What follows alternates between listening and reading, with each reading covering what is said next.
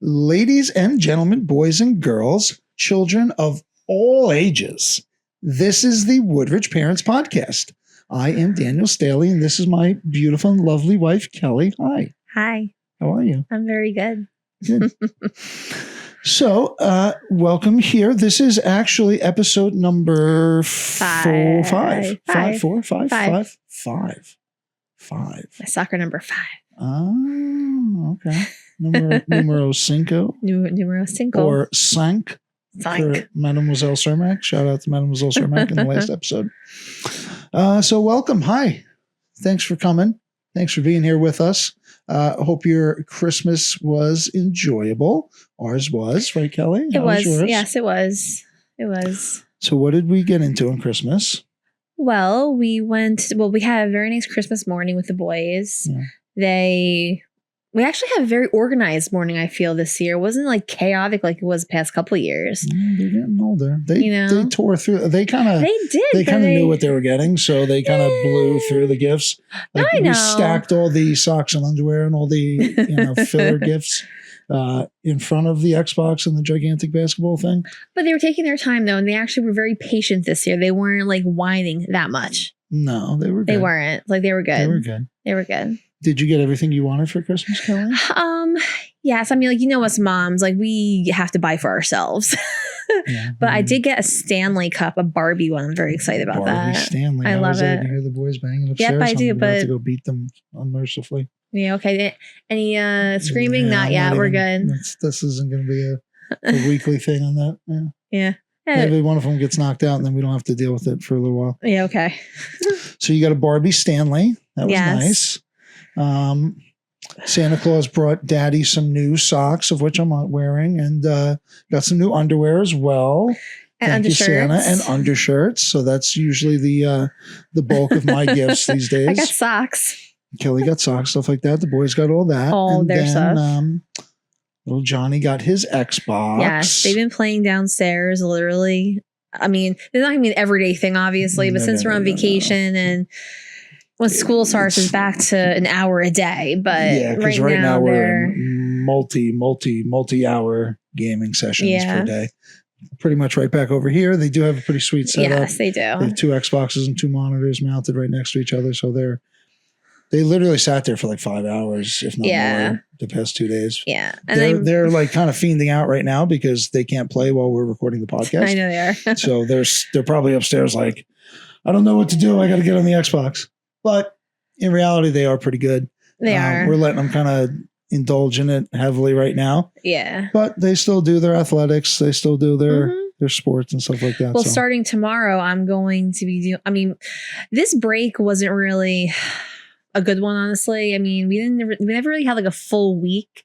I mean, the boys did, but I didn't. Well, when do you go back to school? I go back on Thursday as well with the boys. But it's just like Wednesday to Wednesday's a week. No, I know, but it just feels you weird. didn't have the extra days. Like if you had like a Monday to Monday, because the thing is, now you're getting the weekend days. That's the thing, because as teachers know, we have the Sunday night scaries. That is a thing. The Sunday night scares. I used to get that in college. Yeah, but for teachers, like when you're a kid, you go. You go into class and you sit down. Well, hopefully you sit down and be somewhat calm. Teachers have to be on stage the entire time. There's constant questions. You have to be not only a teacher but a doctor, a psychiatrist, a therapist, a nurse, a guidance counselor. So I mean, not having that extra Sunday night free, like tonight is going to be great because I have no school on Monday, but the Sunday scaries are a real thing. They are a real thing. And I just feel this year we didn't have like a full, like one full week that was just off. So then the boys are you a bigger fan of Friday, Monday or Thursday, Friday off? Oh, Friday, Monday off. Yeah. Friday, Monday off. Yeah. I mean, so much better. Because you can do a lot more things too, especially like as the weather gets like better, a lot more things you can do. Yeah, I hear you. I agree. And you fall into that weekend pattern easier. You know what I mean? Like when you're off on Friday, it's like, oh, all right, it's already gonna be Friday, Saturday, Sunday.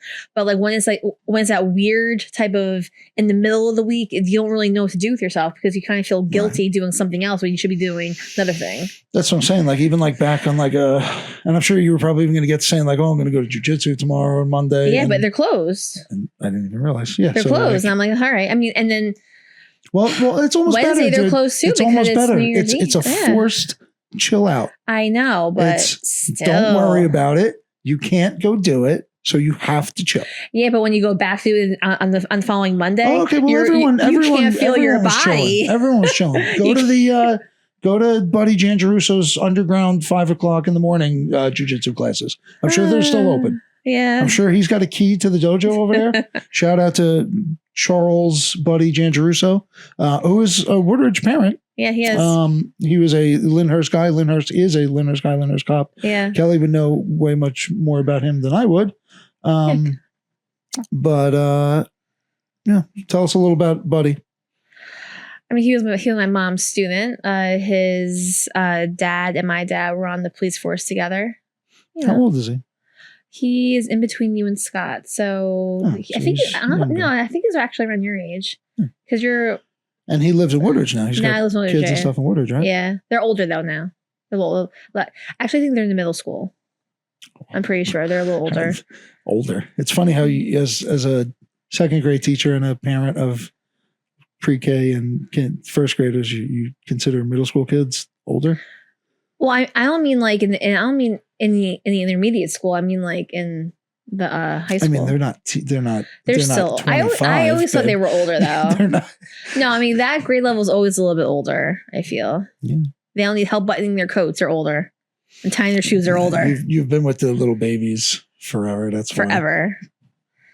It's funny. I put New Year's Eve in parentheses LOL on here because like, what are we doing for New Year's Eve? I have Kelly? a plan already. Oh, do we? Yes, and this is actually the first time he's learning about it. So get close up on his reaction. It's always a fun thing to do. So it's very, very intense. Does this involve me being like awake and for New Year's Eve? Oh, okay, good. As long as that's my last hurrah before I actually have to go back to work. No, like it's not really that much out of the realm of ordinary. Are we gonna like make appetizers and just chill out? No, we're not gonna do that. You have a choice between either pizza or Chinese food, and the boys are going to have their chicken nuggets, creme de la creme dinner that they love so much, and we're gonna have a nice snack that night. Okay. And that's it. I was actually thinking about buying the boys those little like New Year's little hats at Walgreens. They're like $2. I might do that. I might splurge. No, dude, they're gonna like just be all over the place. They're gonna be running around.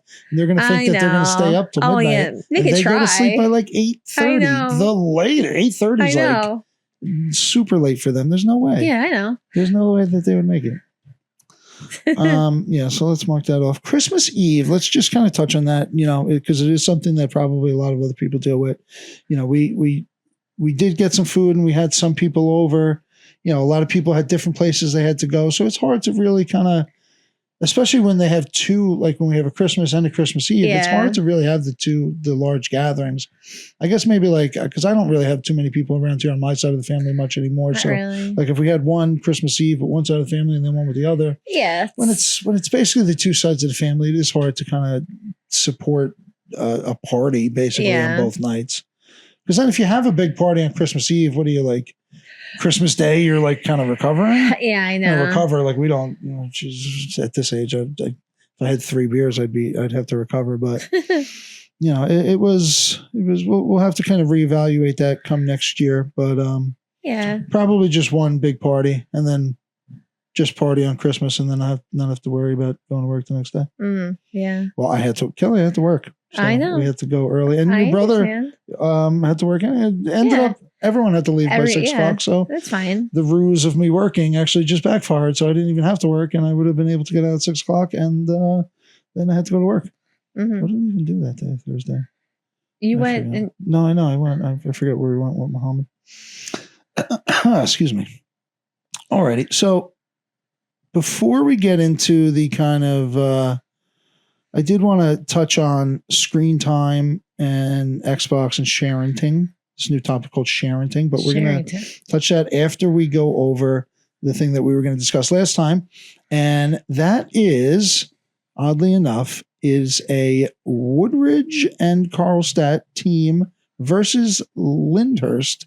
And I actually put Little League game here, and technically it is not. It is a Babe Ruth game. Yeah. So All Stars, right? In a post on a Lyndhurst like town forum had some old newspaper articles from some Babe Ruth games and other Little League games in the area that had some people tagged in it. There were team pictures with like the rosters under them. So it's verified pictures. A lot of this, it's 13 to 15. So this is like 67 to 69-ish area, depending on how old the individual people are. So real quick, I'm going to kind of read off a little bit of this as quickly as I possibly can before we actually touch on like why it's so cool. Lyndhurst cops Babe Ruth crown from Wallington, because they played at Wallington Stadium. In a standout exhibition of baseball for the boys of the 13 to 15-year-old age bracket, Lyndhurst and Carlstadt Woodridge went at it tooth and nail in the final round of the District 5 Babe Ruth League tournament Tuesday night at Wallington High School Field.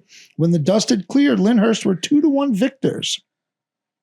By virtue of its 6th win in 7th games over a 10-day period in the double elimination tournament, manager Jim LaRusso's team advanced to the Northern New Jersey sectional tournament, which gets underway tonight at Tamberlin Field in Rutherford. Lyndhurst will see action Tuesday night opposing Piscataway, blah, blah, blah, blah, blah. Let's see. Let's cut down to here. And a 2-1 victory over the then undefeated Carlstadt Woodridge team to win the District 5 crown. Oh, actually, Woodridge was undefeated, so they beat them twice. So so Lyndhurst, the defending New Jersey State champions, had its work cut out. After beating Wallington 15-3, they were stunned by Garfield 5-1, so they lost, rallied to come back with 5 straight victories with an 11-2 conquest of East Rutherford. A 6-1 win over Wallington, 10-1 triumph over Garfield. So they actually went they went through the losers bracket. Oh wow, okay. So Woodridge had to lose twice, and they did. That's terrible. They lost 9-5 the first game, and then 2-1 in the last game. Now, this portion is what kind of is the reason why we're reading this. 2 things. Because Lou Billis, your father, yes, is on this team roster and is in this game. First baseman. He's not mentioned in the article per se directly, but he is on that in the picture. Yes. He's on the roster. We're going to post the picture. So I will pop it up probably right there somewhere. So her father was in this game. And now I get to the next paragraph here. In last night's action, Lyndhurst's ace Lenny Rosa, doesn't that the guy from Lyndhurst that lives here, isn't his name Rosa? I don't know. Sorry. Lyndhurst's ace Lenny Rosa and Carlstadt Woodridge's Dave Staley hooked up in a scoreless pitching duel over the first 6 innings. In the top of the 7th, with 1 out, Lyndhurst's Fred Zablicki drew a base on balls. Rod Lauder sacrificed him to second, and Steve Thorne delivered a clutch single to center field to score Zablicki with the first run of the game. What, do you know Steve Thorne? Yeah, Stevie Thorne was actually one of my dad's good friends, and his son Jay Thorne. We did day camp together. Aw, yeah, day camp. Nice family. What about the Lauders? Sounds very familiar. What about the Zablickis? Again, sounds very familiar. That sounds like my dad would probably know really like they're probably in the Polish club with us, honestly. All right. They had such cool names back then. Dude. I know. With Chic Miles at bat. Chicky Oh, Miles. sorry. Chicky Miles. That's even better. Chicky Miles at bat. Thorne stole second and advanced home when the catcher's throw sailed into right center field. In a close play at the plate, the speedy Thorne was safe when the catcher couldn't handle the throw, and Lyndhurst took a 2-0 lead. Lenny Rosa, who was seeking his 4th straight tournament victory, tired in the bottom of the 7th. Joe DeLucio opened Carlstadt Woodridge's last inning with a walk. Dave Staley singled up the middle after a key strikeout by Rosa. He walked Ed Paolillo to load the bases. At this point, Russ Parkhurst came in to relieve him. Parkhurst promptly walked Dave Newman to force in a run to make the score 2-1. Karlstad tried to squeeze the tying run home, but an alert Russ Parkhurst fielded Phil Weisbecker's bunt and threw to the plate. Staley bowled over the catcher Bob DeLuca, but the Lyndhurst backstop held on to the ball for the putout, preventing the tying run from scoring.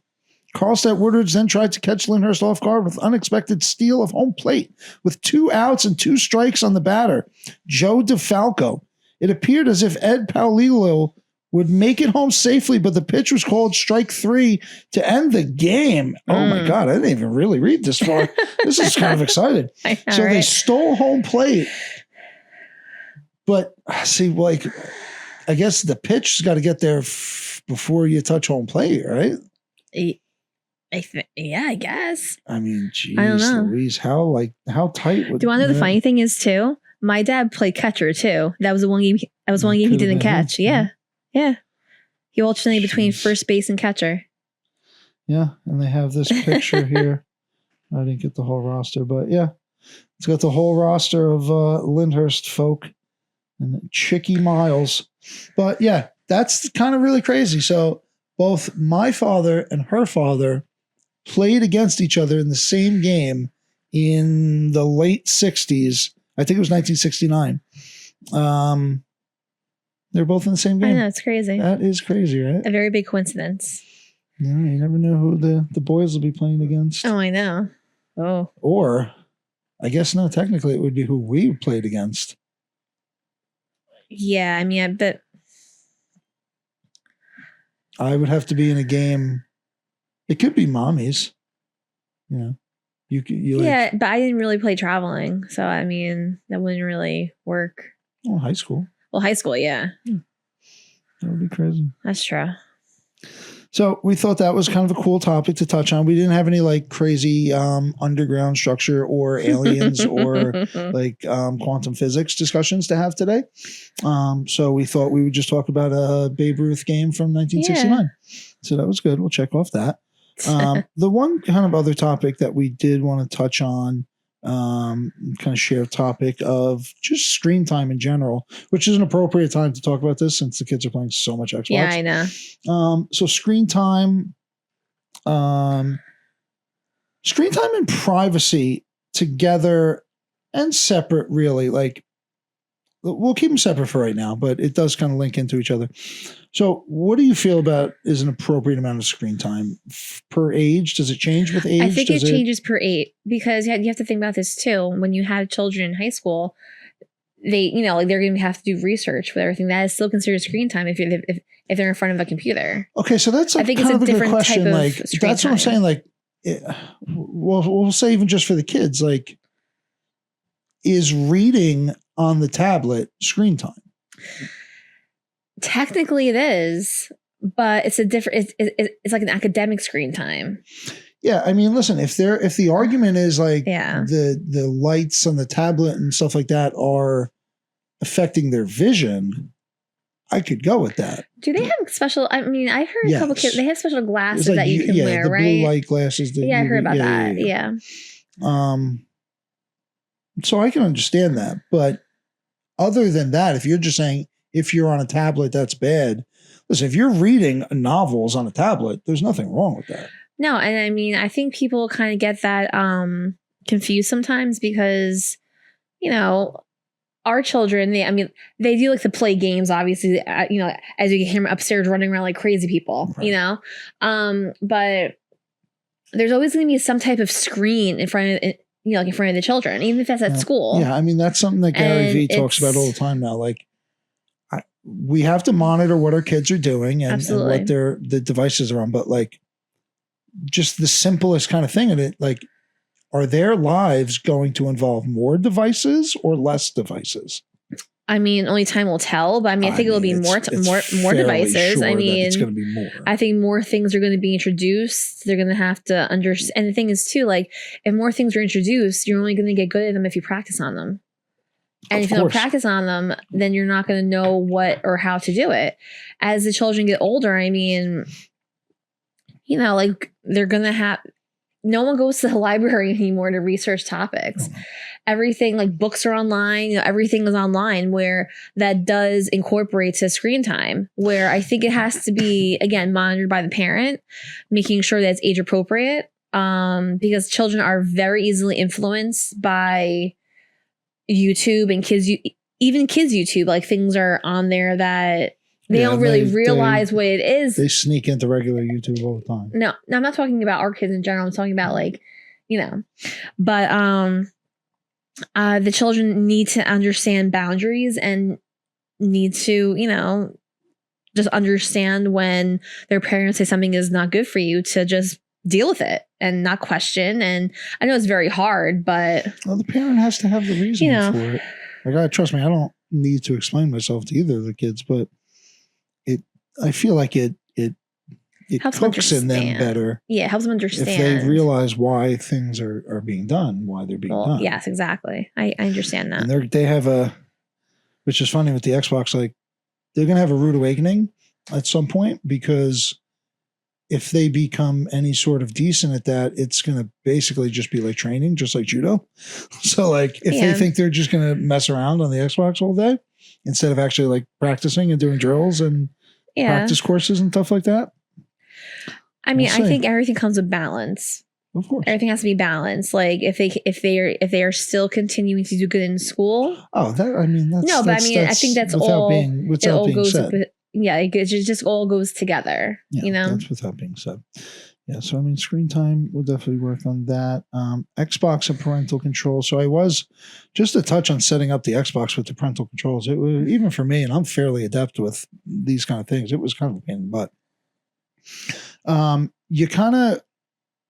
So you can build a kid's account off of your main like Microsoft account, but they need their own emails.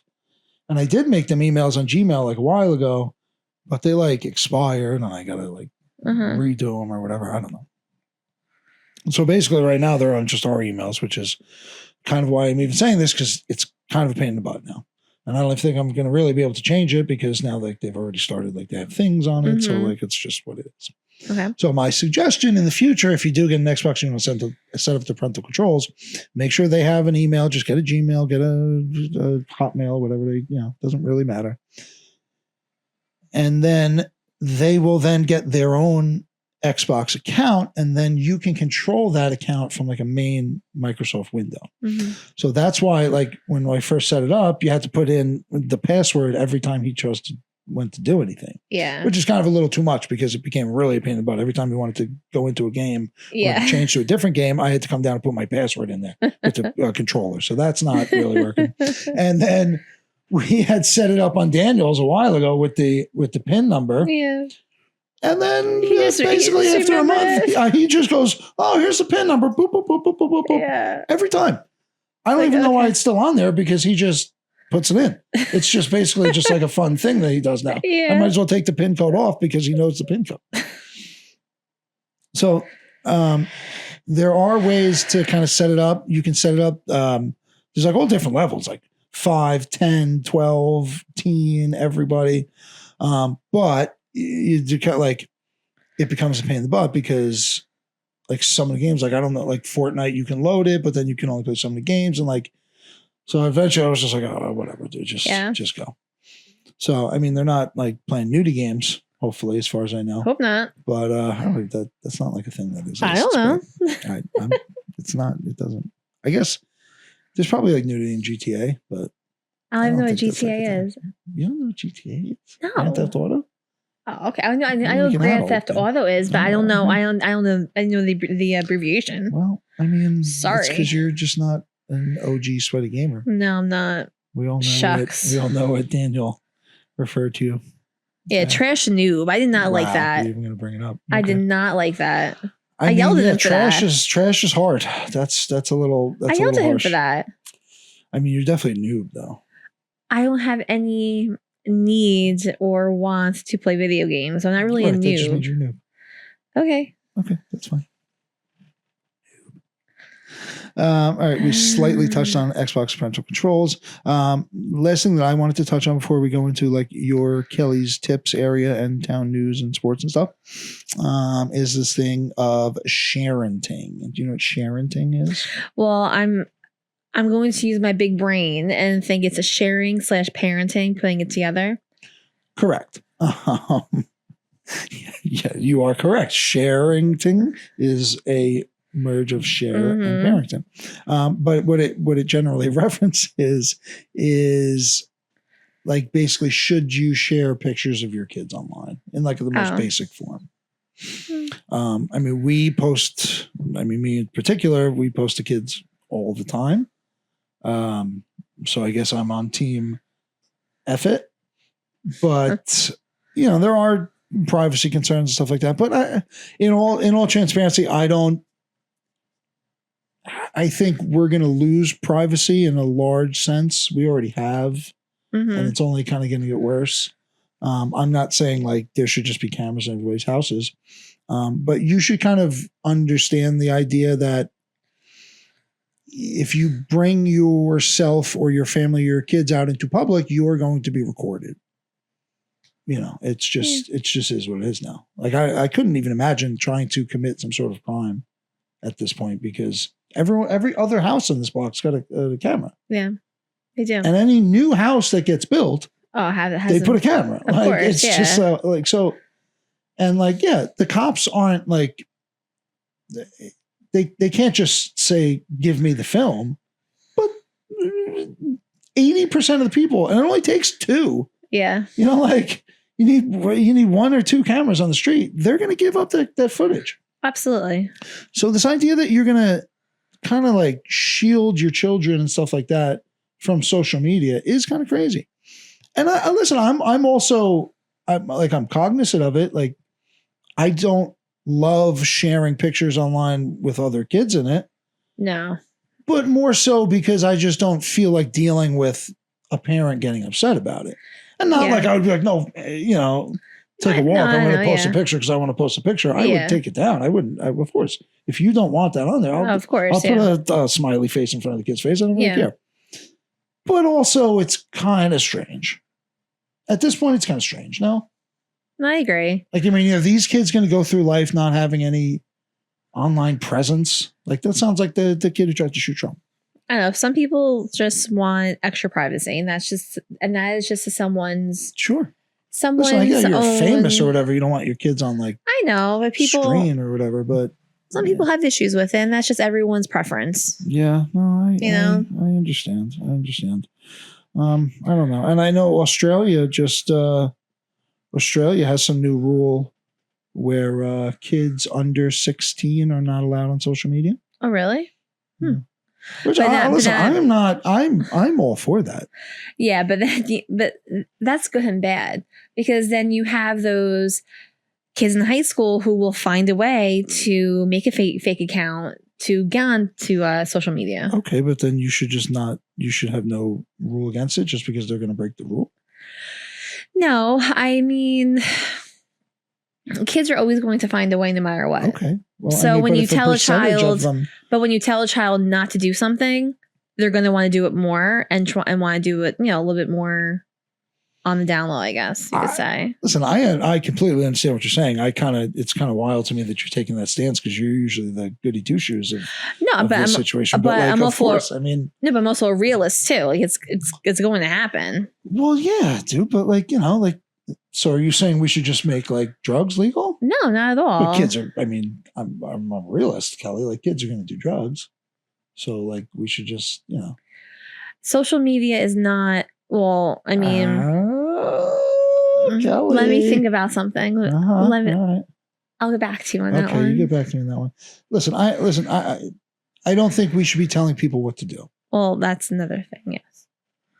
But also like, it would be a weird stance for me to be like, no. My 12-year-old daughter is going to be on Instagram with her own private account. You can't tell. Like, it's like, wait a second. Like, what's now? I know there's some people, coaches and stuff, whose kids play sports or whatever, who have like an Instagram that puts maybe their kids like clips on it or whatever. That's like run by the parents. That's almost like a professional account. Yeah. Like if a 12-year-old movie star, like he should have like an account for like publication purposes, but they probably shouldn't be like, DMing people all the time. Yeah. Mm-hmm. So I would, maybe that's not that I know how to make a social media site, but like maybe there should be like a site for kids. And I'm pretty sure like Instagram and them like try to kind of like do that. Mm-hmm. And I think they got like backlash about it, but in reality, like if you have a space that's just for the kids and you can monitor it heavily and you can make sure they can't do certain things, and you can make sure that adults aren't going in there. That was my next thing. That's the thing. But how do you make sure that adults aren't going in there? You would have to. You know what I mean? You would have to like register for the site, like as a parent, like with verifiable information. Okay. And then now the parent is liable for whatever that account does. So if your kid starts, saying inappropriate things, it's on the parent, which would then, if the adult is the one doing it, then they're the one getting in trouble. Yeah. You know what I mean? There has to be a way where you can't create like a fake name there's realistically, and I think longer term, we probably are going to go to this kind of model where you'll probably either have to register or pay or both. Mm-hmm. Like, listen, if you want to go gamble, if you want to go play on DraftKings, there's ways they have ways to figure out if you're eligible enough. Mm-hmm. You know what I mean? So it doesn't, there doesn't seem to be much profit in like verifying the age and stuff like that. Yeah. For social media, but for gambling, they figure it out. Do you think that children should have IDs before getting a driver's license? I'm not necessarily against it, but what would be like the benefit of it? When children register for school, when they register for sporting events, when they have to go somewhere out, just like around, like just like have a form of identification other than like a passport, because a passport not everyone has. Like our kids don't have passports yet, but just something where it identifies who the child is, who their parents are, their legal guardians, like stuff like that. Like, what is your opinions on that? I wouldn't necessarily be against it. So I think because we have those little child finder things, but I don't know. I mean, being required to have it is kind of one thing, but I think it does kind of get into like this weird situation where like a 17-year-old kid, like you don't have to go get your license. See, that's the thing. Like, I feel that at what age? That's actually a curious question. I'm not really sure of the answer. Maybe I should ask ChatGPT. At what age are you required to get an ID in America? I think it's 18 because they have their ones that are non-driver's license IDs. What does it say? In the United States, there is no universal federal law requiring individuals to obtain an ID at a specific age. State identification cards. Many states allow minors to apply for a state card. These are often used for identification. Driver's license, work permits. I guess work permits, they would have to have some sort of ID. Well, I think there is no mandatory age. When I started working, like you have to go for your, like for your work permit or whatever, but you just have to have your birth certificate. No photo ID or anything. I mean, I think that is something that the schools can implement too. It would be a little bit easier if each school, gave each child an ID. In New Jersey, there's no legal requirement for every resident to obtain an ID. That's crazy, right? And I think that's nonsense. But, I mean, I guess, why would they do that? I mean, I guess, it's, you don't want people to have to, verify their papers all the time. That sounds like some Nazi stuff, but, But I think for personal freedom, no system, activities, drive, necessity, privacy concerns, inclusivity. I guess, dude. I mean, for children, doing it through the schools would probably be the easiest way, because in order to register, you have to provide all the information anyway. You have to provide, But what would be required of the kids? Would they have to carry it around with them? Would they, like, what's the point? I think just the parent has to have it on them. And with a picture of the kid? How often they got to go change the picture? Do it during when the kids have school pictures. School pictures? Yep. Yeah. A lot of schools have school IDs. Not in the high schools. Yeah. I know in Lyndhurst they do not have school IDs. Only in high school, nothing in middle school. Couldn't be that much of a cost, dude. How much would an ID cost? I don't think it would really cost anything. Like not that. I mean, it would cost, but I mean, I know colleges have everything. High schools do. I mean, if a high school does, a lot of money, then, all right. But I mean, if a high school does, like public high schools, what else is that? There's I mean, more kids in the grammar schools to think. Yeah, but those kids have to eventually go to high school eventually. At some point, if they're not going to different ones. One each year. Yeah. Do with your school pictures. Yeah, I get it. I don't necessarily disagree. Have the school district pay for it. Yeah, well, some things are you need to spend money in order for more protection too. Well, all right. You know. All right, Kelly, you have any news and notes? Not too many this time, obviously, because it was, we're not in school. School reopens January 2nd, Thursday. I was just saying from before, tips for the break, just make sure the kids go on, onto a routine.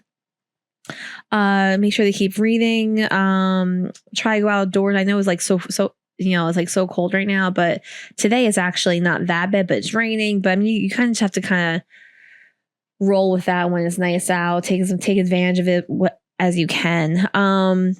A big thing I think for kids right now is setting goals, not only academic goals, but just like life in general goals.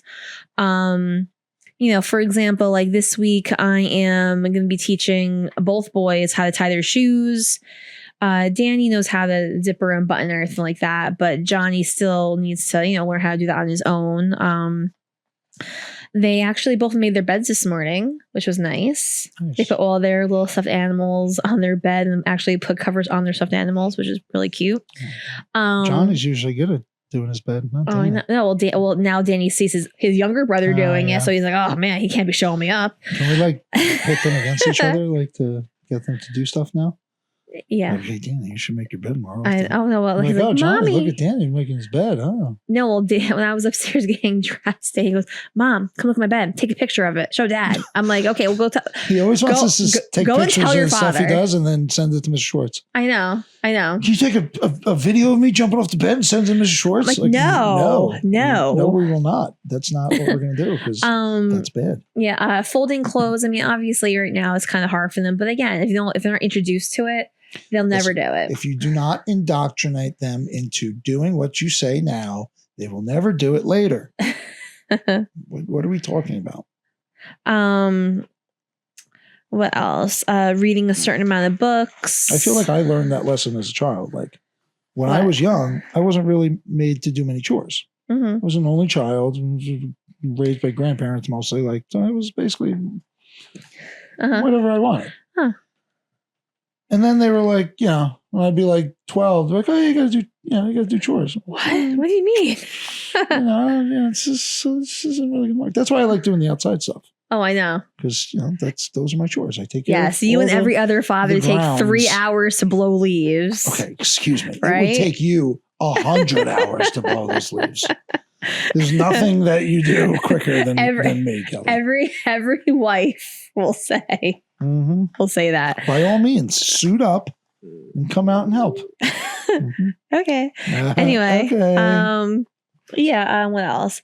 Oh yeah. So New Year's is approaching, and just going along with some of those goals that we want to set for the kids. You always have to have goals set for yourself. I mean, I still do jujitsu. I work out every morning. So those really aren't my goals. Like I just try to do that all year long. But especially for like moms, like you have to create a space just for yourself where no one else is going to be in that space with you. So a couple of things I'm going to be working on this year is I want to get back into journaling, finding a book to read and actually read it in not in like 5-minute increments, but like set aside a time to actually read a book and to find a series that I'm actually, enjoying. And also, again, with setting time aside for yourself, that doesn't include housework. Folding clothes is not relaxation time. Folding clothes, doing dishes is not, relaxation time. Cleaning the bathrooms, even though you are definitely by yourself and that is not relaxing. Breathing in the fumes is not fun. But that was funny. No, it's true. I live in a house full of boys, please. I do the yard. And he has a very nice yard. It's very, very nice. Especially in the summertime, like when you're mowing the lawn and you're getting outside all nice and everything. The one thing we didn't do this summer, do you remember what we wanted to do, but we never got done? Not like with tiki torches? No, we had the tiki torches. We never lit them. No. But like, do you remember the one event I wanted to do outside? No. What? Getting that, putting like a, the projector on like the house or on Bob's fence. Yeah. I think this upcoming year with the boys being old, 5 and 7. Oh my God. We're going to be able to start doing things later. Yeah. That's also the problem, dude. We still go to bed early. So like it's like barely dark out by the time. I know.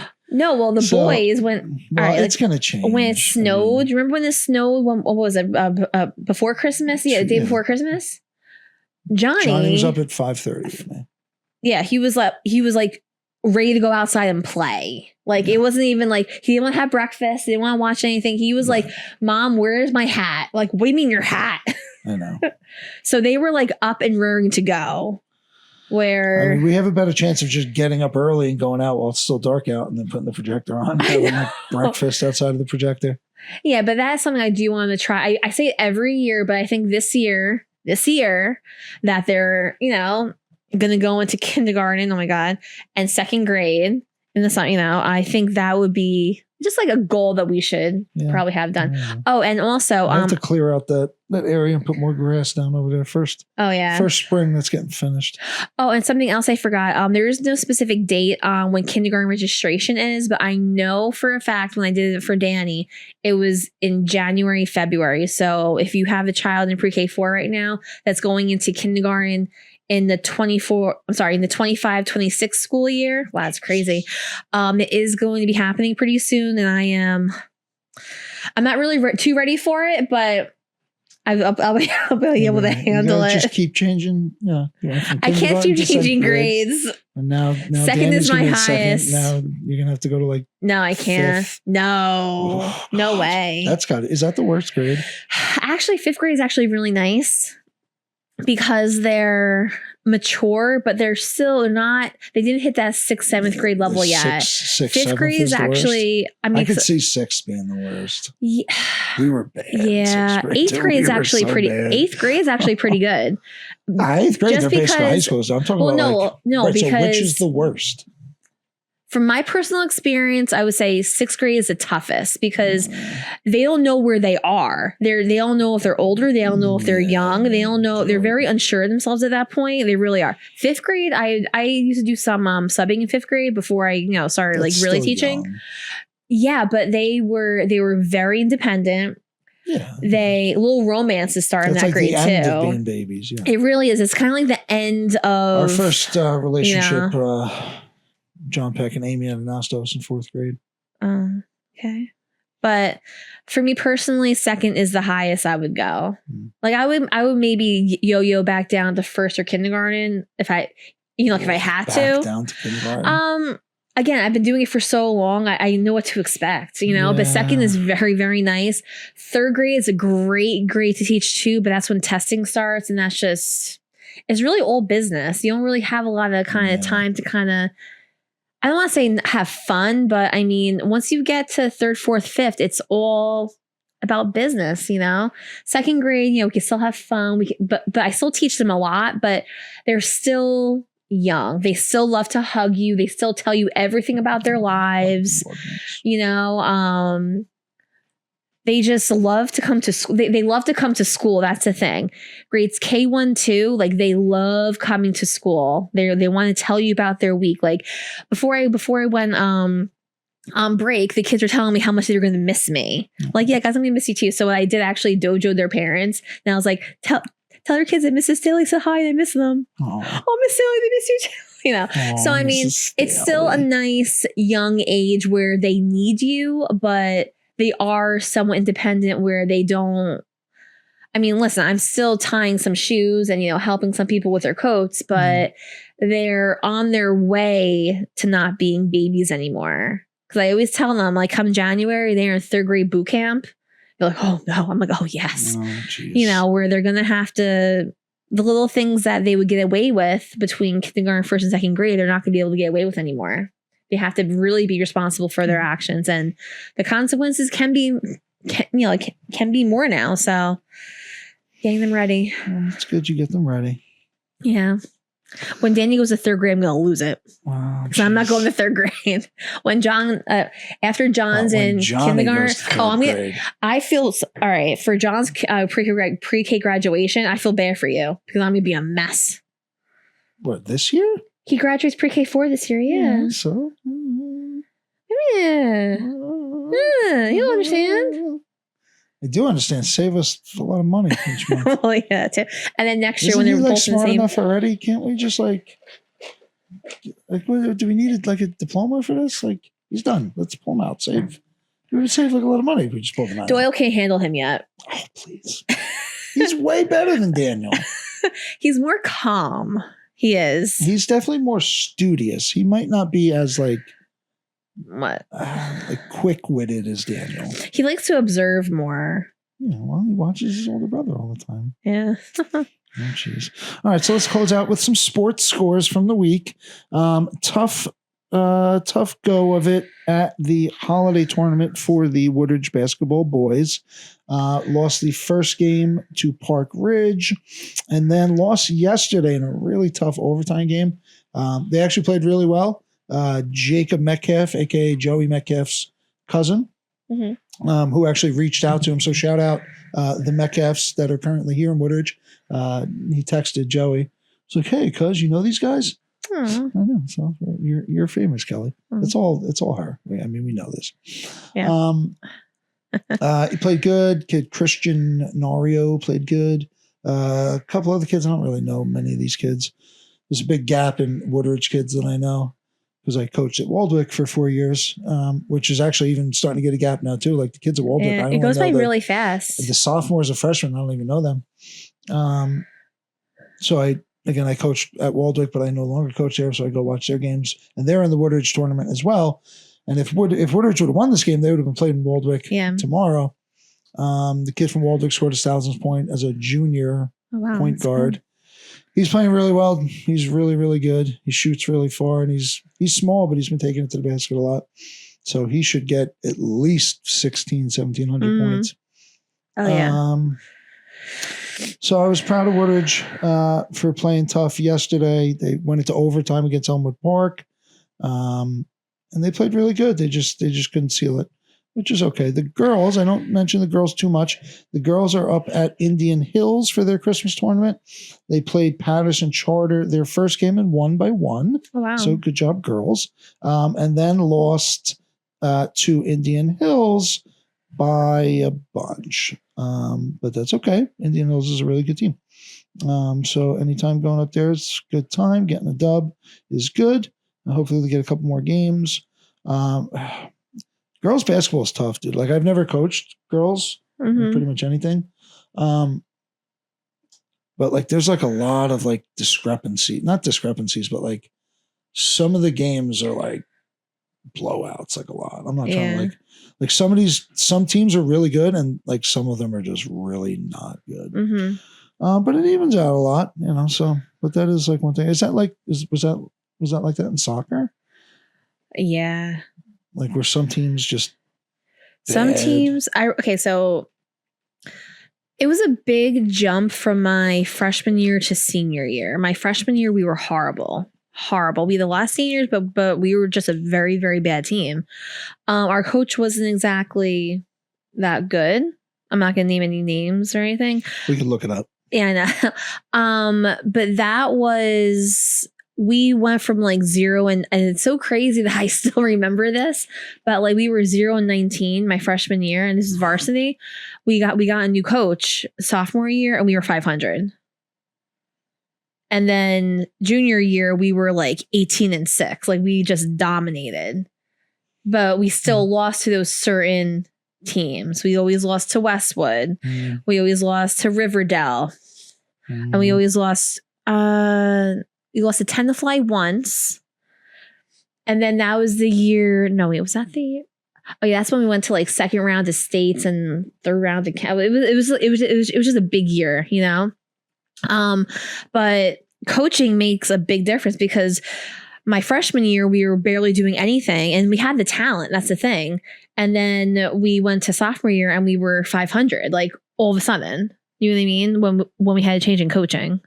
So, and we, what was it? Freshman year, I know we had a JV team too. I was on varsity, so I know, I don't really know like how that was. Yeah. But you know, we always had a JV and varsity team, but we just, well, it seems like, I don't know if there's like more kids playing that, but like we never had a freshman team for basketball at Woodridge, like for a long time. Which actually would have been great for us. My freshman year, we had like 10 freshmen, and there was like one sophomore, and then one junior played like a little bit. At your whole school? Yeah. Well, a lot of sophomores and juniors played varsity. Not a lot, but a bunch of. So like, we could have had a pretty good freshman team, but then we all had to play JV, and we just got blown out all the time. Like by, we're 14-year-old freshmen, all of us playing against juniors. Yeah. We're 16, 17. Yeah. And that's a big difference. Yeah. That never really went well. Let's see. Shout out Coach Dan Farina of the wrestling team. He was a Beckton guy. It's Beckton Woodridge Wrestling. He's in my grade. We always played against each other in like football and stuff growing up. Everett Bell, first place, and Zach Castagna at the Mustang Invitational at Clifton. Second place, Javi Pelez. Third place, Alex Van Herk, Matt Pintado, Jack Canizaro. Fourth place, Chase Christiana, Koa McLaurin, Nick and Mike Prado, and Matthew Rosas. So shout out to them for getting some medals. Good job, everyone. I think it's a boys and girls team. I don't know if they have like a separate boys and girls team. I know some, or at least one of the girls from back then ended up leaving and going to Promise Catholic. She's like state champion, so I'm sure that was not pleased by the Beckton folks. But, you know, it is what it is. Yeah. All righty. Do you have anything else, Kelly? Not really. I mean, it was kind of light this week just because there's really no school happening. Oh, for faith formation, the next session for group 1, which is K through 3, is January 12th. Okay. So that is something that, you know, we have to keep an eye on it for too. Very good. Other than that, nothing really stands out too much. Okay. Very quiet. Again, Merry Christmas to everyone, and have a happy New Year. Stay safe. We will be home safe, probably way asleep before midnight. Oh, definitely. And thanks for watching. Please tag and share any videos from town. Tag us in those so we can share them for you. And that's it. All right. Have a great week. See you in the new year. Adios. Bye. Bye. Oh, boy.